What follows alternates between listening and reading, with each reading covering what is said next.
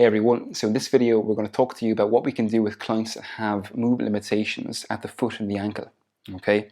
Particularly movement limitations into pronation at the foot. And then we're going to go into an exercise at the end that works on that capacity.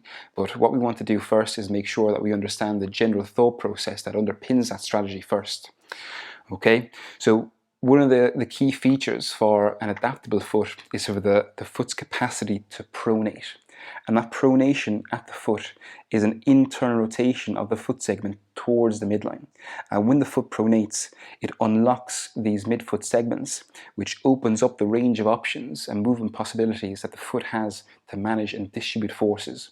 Because when forces act on the foot from the external environment, those forces are never predictable, they're never certain. So we do need that wider scope of options to manage and distribute forces, and that's why that pronation capacity is important, versus on the opposing side is a supination of the foot segment, where the foot externally rotates away from the midline, which would be a representation of a narrower range of options, or a smaller scope of options to manage and distribute forces. Okay. Now, when we look at pronation within the context of whole body movement, that pronation behavior is the result of multiple interactions across many different segments. So locally at the foot, it's the result of how the rear foot, the midfoot, and the forefoot are interacting with each other. But more proximally, it's the result of how the foot, the tibia, and the femur, and the pelvis, for example, are all interacting.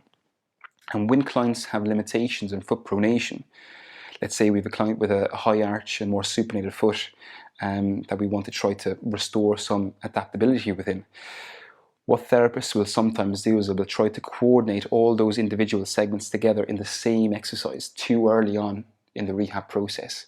Because when we try to couple all these individual interactions during the same exercise, sometimes it's just far too coordinatedly challenging for clients to work through.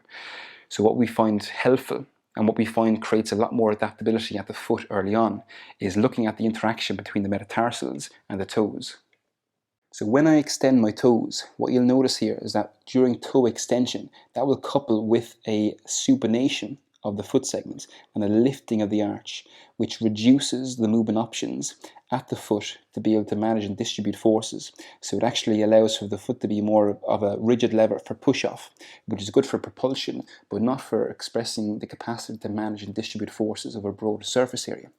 So that extension of the toes will couple with a plantar flexion of the metatarsals, and that's what facilitates that supination behavior at the foot. But when we look at the other side, that toe flexion will couple with a dorsiflexion of the metatarsals, which increases the adaptability of the foot when the foot is in contact with the ground.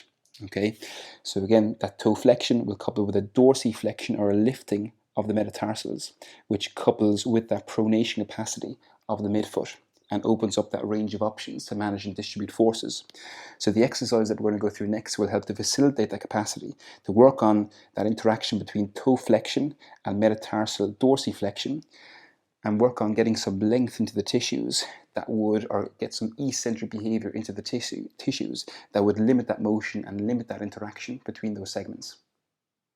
So we're going to perform this exercise in a standing position with a target foot position behind and on an elevated surface. And what we're using here is a plantar flexion of the same side ankle to facilitate some length or eccentric behavior into the toe extensors. It's really important to facilitate that toe flexion and that metatarsal dorsiflexion. Okay, but it's important also here to remember that it's not just about muscle behavior, but it's also about the behavior of the segments as well. Now in this position, I can also use a towel underneath my toes to make it easier to start with, but I'm going to pre-position my ankle in plantar flexion and my toes in flexion. And if you've got a lot of tension across the top of the foot, you might have to bend the knee and the opposite knee as well to bring the toes into a good starting position. And from there, we're going to try and keep the toes and the top of the metatarsals, the metatarsal heads, in contact with the elevated surface as we extend the knee. And as we extend the knee, we should feel a big stretch across the top of the foot. And we're just going to pull slowly in and out of this position 10 to 15 times. And now what you don't want is to extend the knee too much so that we lift the metatarsal heads off the elevated surface, and we also don't want that ankle to dorsiflex so that we're losing that stretch across the top of the foot.